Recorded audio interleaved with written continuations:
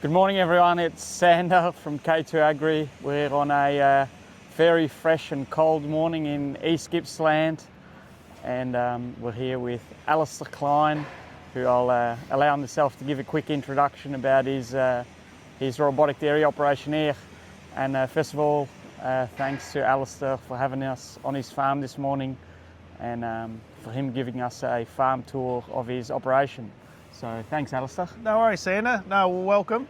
Yeah, this is Hillside Dairies, and in 2023 we fired up the robotic dairy, and it's a 16-unit DeLaval V300 system, and it's full voluntary, so the cows are coming and going to the dairy in a voluntary way. So. And then those robots do all the milking, but then we've got 24 Hanskamp out-of-parlour feeders with 3 feed heads, pipe feeders per station, matched to that to feed the grain to the cows. We feed a little bit of grain in the robot, just 1 kilo of wheat per visit, and then the remainder, which is about I don't know, probably another 3 to 4 kilos per visit, fed in the Hanskamps. But those 3 feed heads are wheat, canola meal, and then a mineral mix. So yeah, so that's an overview of the system. And yeah, it's been going well. We're milking 1,200 cows through it. We calve nearly all year now, from February right through until December. Try not to rear too many calves over Christmas, or carve any cows. So yeah, so that's how we do it. We're a grass-based system, so they are going out to pasture. So yeah, and they're probably directly consuming about 3 to 3.5 tonnes of grass per cow directly, with about a 4.5 cows to the hectare stocking rate. So. Cool, and what were you doing beforehand, Alister? We were basically doing the same thing, but in a conventional rotary dairy. So 1,200 cows milked through a 50-unit dairy, and we had automation, milk meters, cup removers, an auto tit sprayer and everything, but it was getting time to upgrade the dairy, to go, like spend a bit of money on it, refresh everything. And it was sort of like, well, even doing that, it was going to be a fair bit of money. And it was like, what do we do to get us to the next level of, well, I don't know, system level. We wanted to take out the hard yakka out of it, because 1,200 cows, someone standing there for 7 hours milking cows, we were finding trouble staffing it, You only do 1 milking a day if you come here, like you do the morning or the night shift. Yes. But even then, most people would prefer to milk 600 cows, go and work in a 600 cow dairy, not Yes. a 1,200 cow dairy. Yeah. So the concept here with investing in the robots was to sort of skip to that next level, where now we're not worried about that's not an issue anymore. Yes. People don't come and look at a job here and go, oh man, I'm going to be slugging it out for hours, that repetitive working, doing the same thing, the risk of getting kicked by a cow, all those things.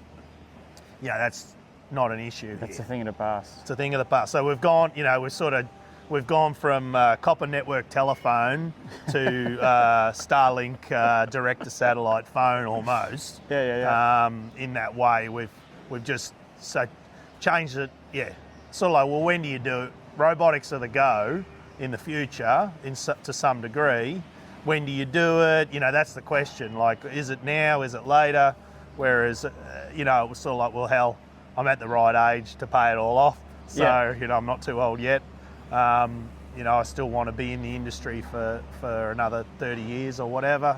Yeah. And, might as well do it now. So we did it now. And we haven't, no one has left from the milking team. We haven't had a staff change in 2.5 years. Right. Since. you know. So, yeah, no one's left to go and find another job yet Awesome. on the milking team. So All that right. says something. Well, let's go and have a look.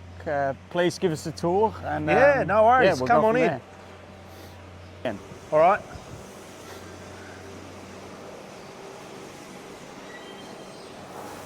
So here you can see the main holding yard, and we've got 2 rows of robots.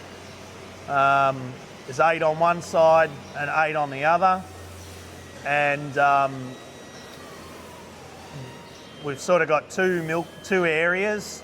This is the main milking area, and then we've got a VIP area with 4 robots in that section, and that's those robots have got some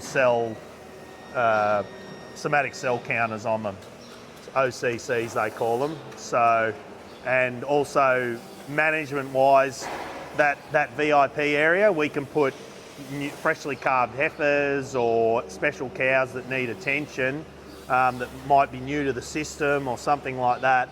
And rather than trying to find, you know, 1 or 2 cows in 100, we're looking for 1 or 2 cows in 20 or 30. So we use that area for that purpose. So, and there's 2 milk lines. 9 to 16 has got its own milk line, and 1 to 8's got its own milk line. And so if you ever have any issues with washers or whatever, generally it'll only affect 8 robots. So you'll still be going at half, the system will be still running at half capacity, even if you have some sort of issue with a wash that takes out the milk line. Doesn't happen often or anything, but it can happen. So that, yeah, so everything has been sort of designed to reduce risk of complete shutdown, meaning you're not milking any cows for hours or something like that. Yes. We've tried to make it so that we limit that. So anyway, we'll go up the stairs and you can have a look at the level of cobweb production we've got going on. Got a few spiders around.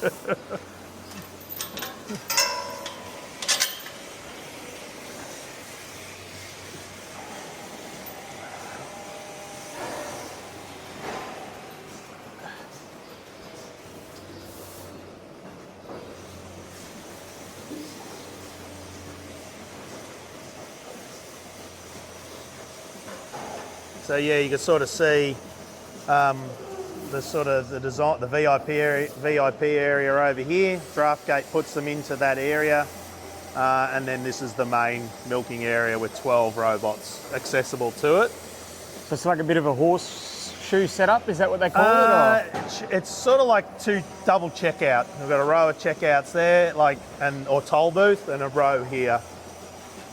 They've done all sorts of designs, but this is the one that we decided to go with. And most setups are sort of going this way now, with a holding area in the middle and 2 rows of robots.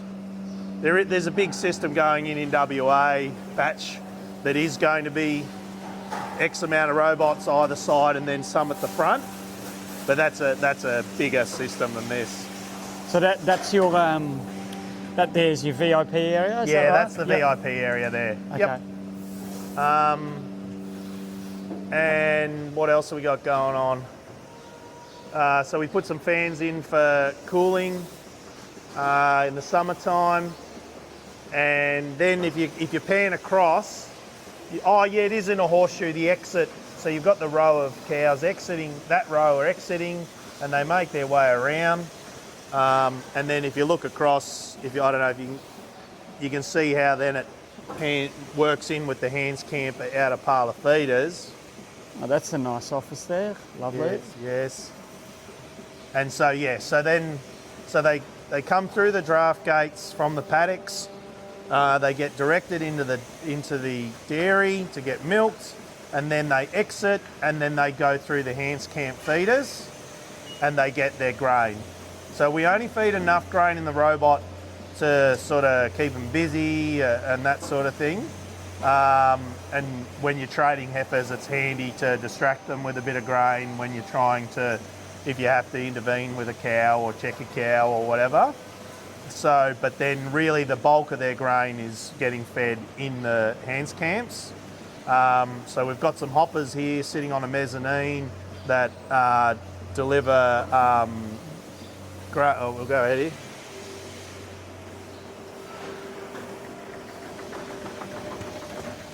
So you can see here, I've taken the panel off so you can have a look. There's a couple of panels off. So that's delivering the grain out to the mini hoppers for that particular feed. That one's wheat. So we'll go across over here. Swatch your head.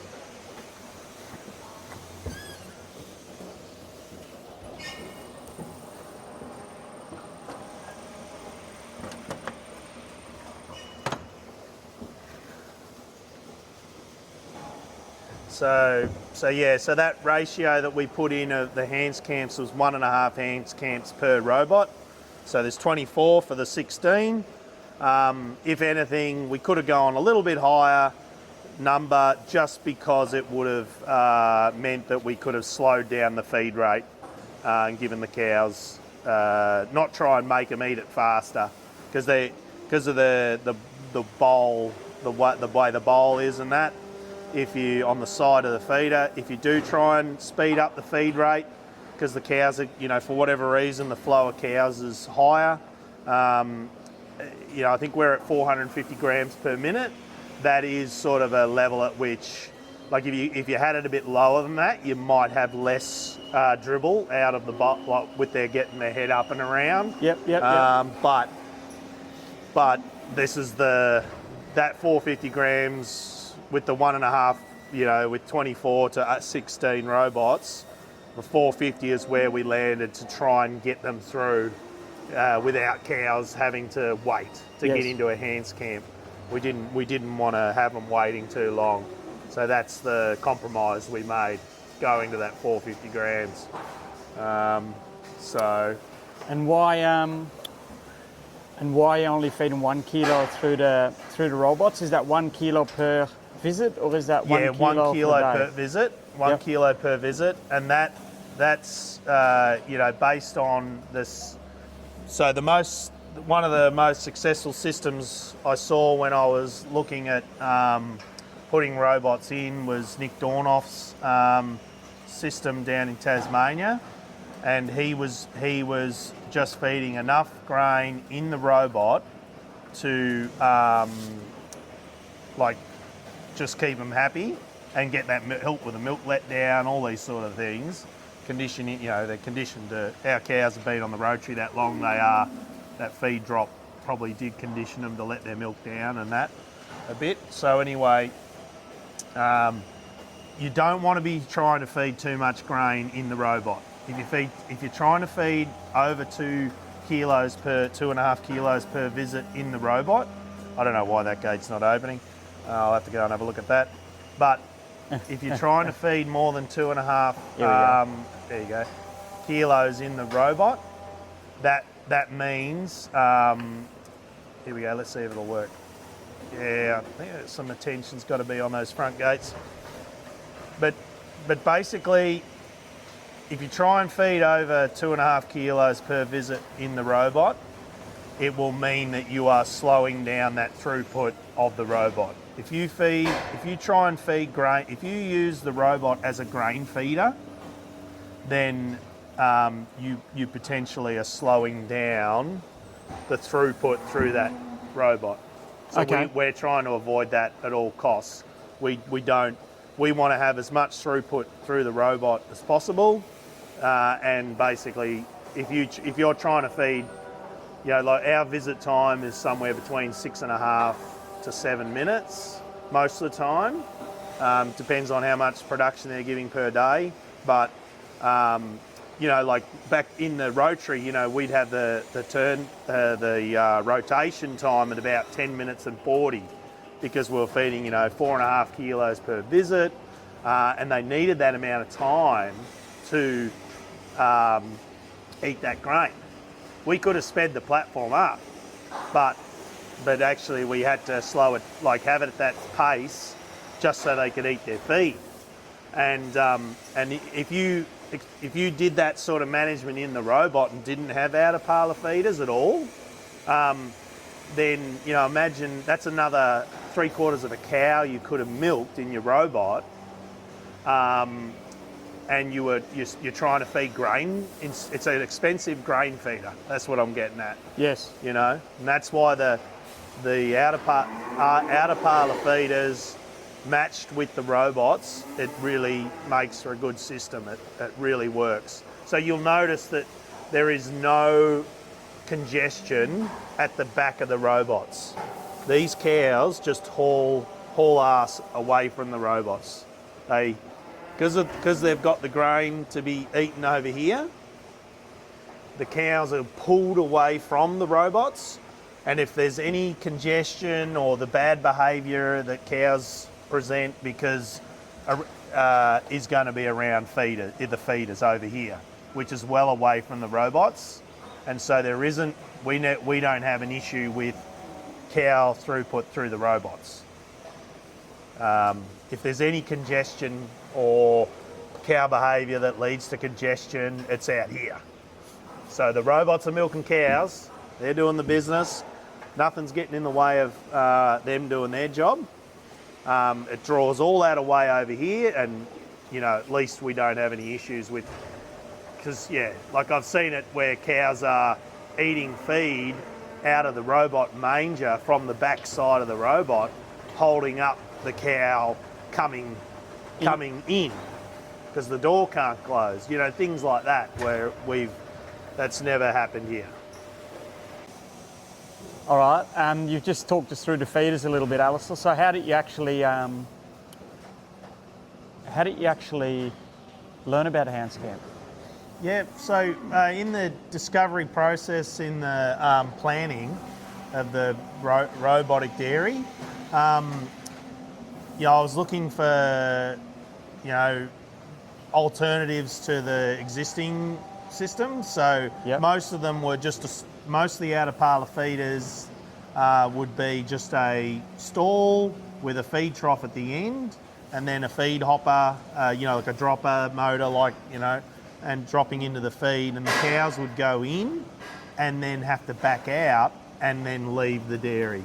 And you could get an out-of-parlour feeder with a drop-down gate, like these ones have got on the front, but that whole the power balance with the cows at the feed station is completely different in that scenario compared to these walk-through feeders, the Hanskamp ones. So what I witnessed and heard a lot of talk about with the traditional sort of walk-in, back-out style was there was a lot of bad behaviour going on at the out-of-parlour feeder that might prevent a shy cow or something like that getting her feed.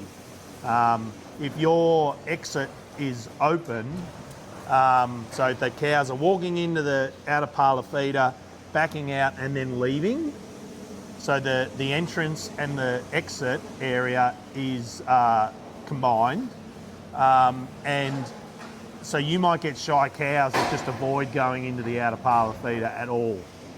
So they just, like let's say a heifer that's a bit shy, and if she's getting beaten up by an older cow at the out-of-parlour feeder, because you get that bad behaviour where a new cow goes into the feeder, the feed drops, an old bully cow hears that drop, she belts the hell out of that cow that just got that drop, that cow backs out and she goes in and eats the 50 grams or 100 grams that's sitting in the feeder. And that cow could sit there and do that for an hour, just belting the crap out of multiple cows just to get that 50 grams, and that is, I've witnessed it happen, and it's probably the thing that really got me worried about the voluntary milking the most in the voluntary dairy, because of that behaviour. Like, the cow comes out of the milking station and then she has to battle royale it to get her feed, to then before she can leave the dairy. Whereas in this system, it minimises it. So how do these work different, Alister? So they're a walk-through design. Right. So the trough is on the side of the feeder, and you've got a front gate and a back gate. So once the cow's in there, she's not getting hassled. She can get her feed. We'll just walk to the front here and have a bit of a look.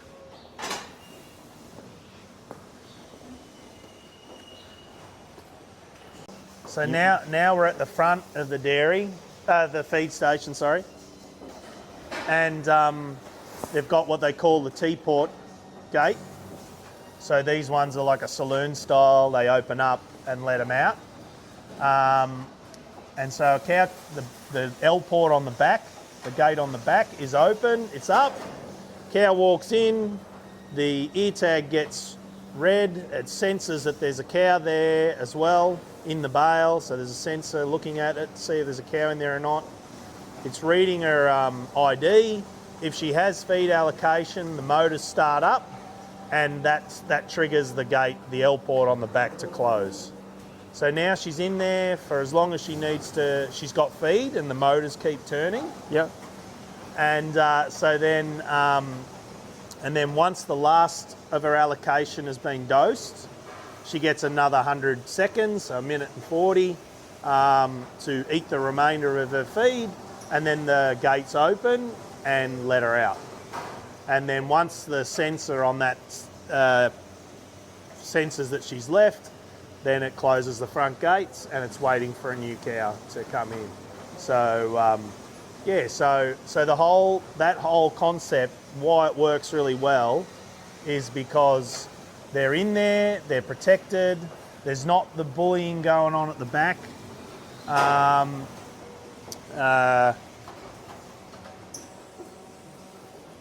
They're sort of safe in there.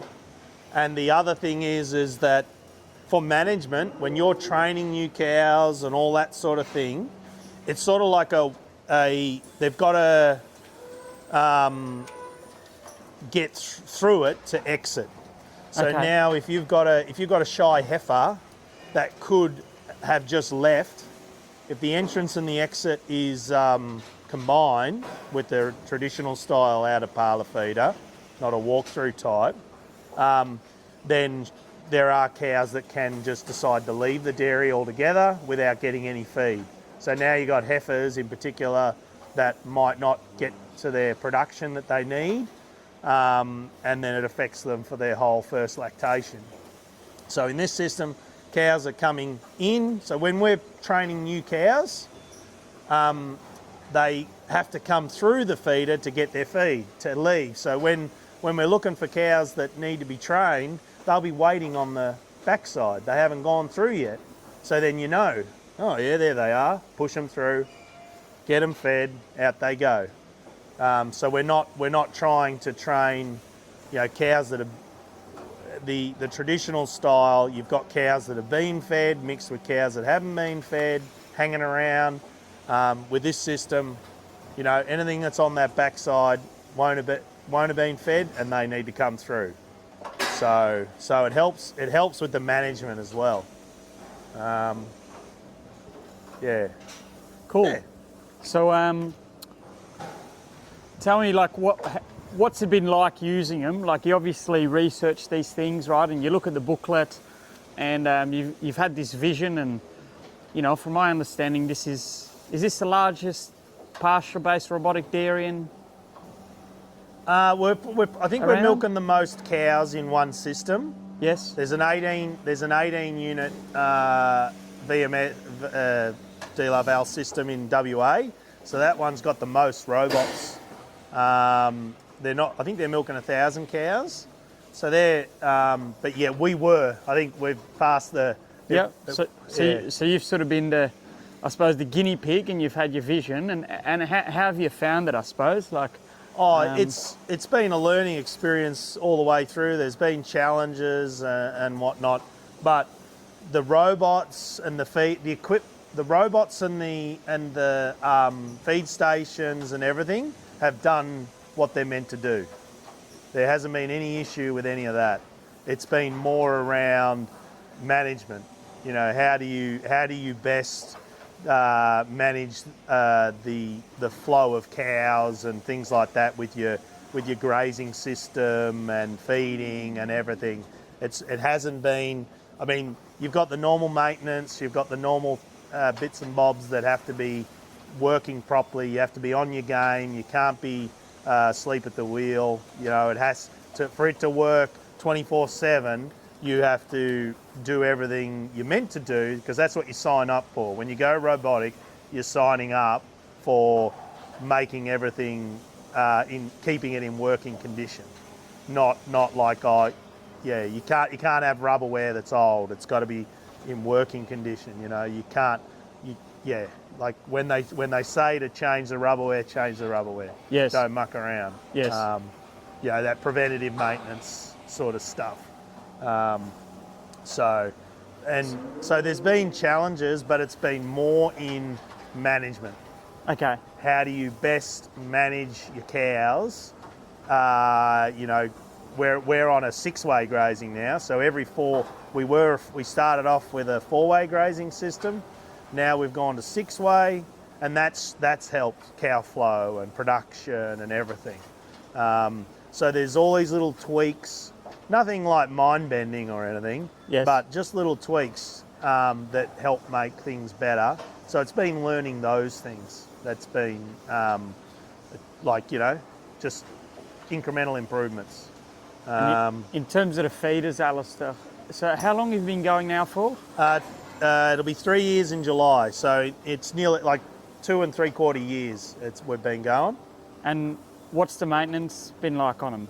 The out-of-parlour feeders have had very little needed to do to them so far. They've been very good. Like, we've got 72 pipe feeders here, and we've had one motor fail. You know, one motor out of 72 in 2.5 years has gone on the frets. You know, so that's excellent. The system. It's really, so if something gets in that pipe feeder that shouldn't be in there, because like stones or sticks or something that comes through in your grain, you get a little bit of someone's almond hulls that was left in the bottom of the truck that comes through, and we get a little twig or something. Yep. Then that will jam the pipe feeder. Yep. But it doesn't destroy the pipe feeder. The pipe feeder over-torques the motor, and it stops feeding, and we get an alarm, and you just come down and you cycle the power on it, and then clear the blockage, and away it goes again. So we've had, like I said, one motor is the only thing that has given us any worry like that. So that's been excellent. Really. We probably need to blow some dust off it, and there's probably some vents and things on the rams that need a little bit of attention now. But all in all, the product works. It hasn't been, I wished I never did that. It's been made the right decision. It's worked, and it's been hassle-free, and then more importantly, the system works. Like with the robots and the way the walk-through feeders, it just works. And how have you found the cows getting away from this area here? Obviously it's great that the cows are getting away from the robots, but now that's all of a sudden a Hanskamp challenge to solve. Yes. How's that been? Because I see some Texas gates up the top there. Yeah, There's obviously been a little bit of a trial going on to test a few things. Yes. Yeah, talk us through it, because we just want to be transparent about this. This is a massive system. a lot of cows, like huge amounts of cows going through, right? Yes. Like how many milkings a day are you doing? Yeah, we're doing 2.1. Yeah, anywhere, but depending on the average days in milk, anywhere between like 1.9 to 2.2 a day. And there's 1,000 cows going 1,200, through? 1,200. Yeah. So you're doing 2,500 milkings a day, which also means there's going to be 2,500 feeds through here. Yes. Right. So it's never 100% perfect, right? No. But so talk us through what what you've got going on there, and there's a bit of grain on the ground here at the moment, right? So you mentioned before, hey, I should have had a few extra feeders. Talk us through everything, right? Like talk us through your thinking. So you can design the system, and you're going, oh yeah, cows are going to do this, they're going to go this way, and they're going to go that way, and yada yada yada, and they're going to need, if they're in the robot for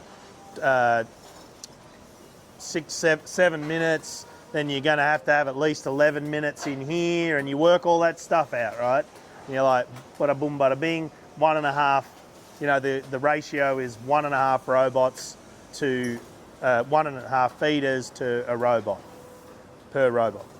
And then it's like, actually, hang on, we've got a biological creature here, like a living creature here that makes decisions for themselves, and there's 1,200 of them, and they don't exactly do what you want them to do. They mill around, they decide to chew their cud here for 20 minutes or whatever before they leave. You do get, this system has deleted the bad behaviour that goes on at the entrance to the feeder, but there is some funny business that goes on at the exit of the feeder now, and that is that these cows, they time it really well, they put their head in there, and as the saloon gates, the T-ports close on them, now they can eat that cow's grain from the back side, from the exit side. These cows are smart. Like 3616 that's up there, or she might have gone now. Like she's perfect at it. There's another one, I think it was 6809 or whatever. She's fat as mud because she does it too. And so so that's why we've got the single. We've tried a couple of different one-way gates at the entrance. Yes. And the only thing is, our cows are that smart, they've worked out how to get them open too. Because so we haven't cracked that nut yet entirely, but it's not it hasn't been a complete deal breaker for us. You don't have all your cows doing it. It's just like one of those annoyance things. You got a handful, 5 cows that give you the shits about it. So you'd have 5 out of 1,200, or would there be more? I suppose there'd be probably more, but there's 5 that we really remember. And you can see these cows aren't moving past us now because we're here, but you do get that cow decision stuff where cows just go, oh, I don't feel like leaving. Yes. And so they don't. Hot day, they're still in the shed. They won't, so you end up with a bit of congestion here at times. So then that's, how do you deal with that? So we're always trying to figure it out. We haven't got that one completely sorted yet. Could you remove these rails here and give them more room into this? Do we modify the exit area to give them a bit more space or something? Maybe, but we're still satisfied. The system works really well. So, Alister, what would you say to other farmers that are designing their robotic dairy system? Any tips?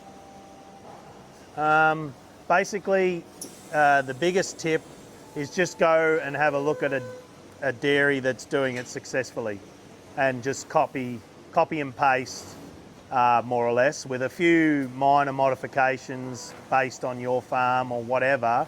But definitely don't think you're gonna come to the party with some fandangled idea that is going to revolutionise it. There's a reason why the systems have been developed the way they are, and so you need to go out and have a look at a lot of farms, quite a few that are doing it successfully. What their farming system and how they run it. Why have they done what they've done with their setup and management and everything, and then see if that's if that aligns closely with what you do, then sort of do something very similar. Yes. You might get the next variant, the next new thing that's a little bit different, and the new gate that's the draft gate that's better or whatever. But overall, the system is probably, you got the overall system layout and things like that. You're going to just copy it, yes. And that's my advice, is just whatever is working, copy it, because not all robotic dairies have been successful, and the ones that aren't successful can be financially disastrous. So you want to be once you commit to something like this, it has to be a success. It yes. can't fail. It has to be a success. You don't want to be pulling those pulling robots out. I've got to do maintenance. I've got to do all this maintenance. And it's like before you sign the line, that's something you need to know, is maintenance, and holding up your end of the bargain to make it work. You've got to commit and double down, and I am going to do that. And if you're not getting complete milkings because your dairy's not being maintained, that's your fault. Or what haven't you done? So you've got to change your attitude, and it has to be a success.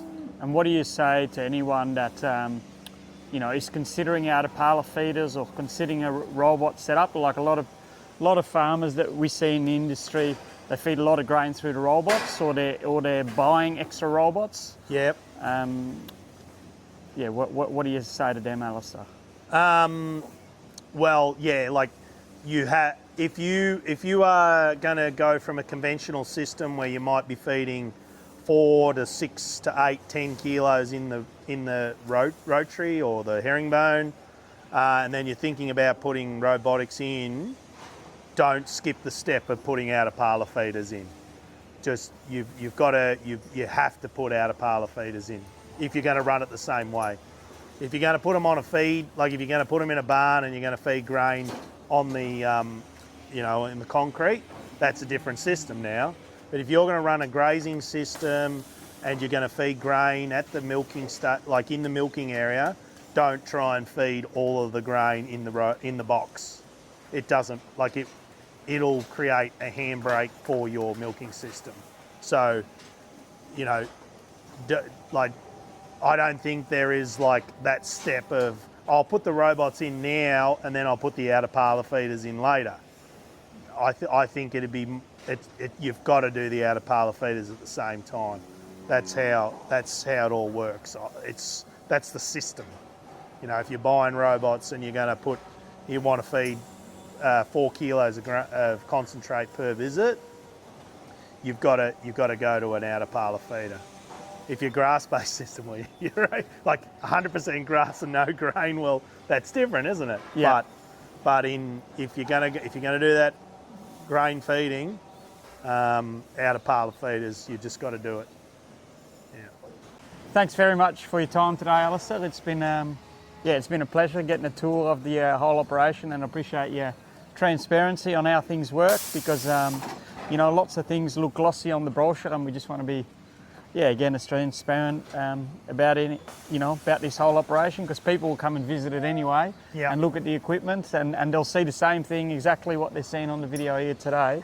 So thanks again for your time. Yeah, no worries, Sander. And anyone that's interested in the Hanskamp walk-through Feedstations, please reach out to Sander at K2 Agri, and we'll be able to sort you out.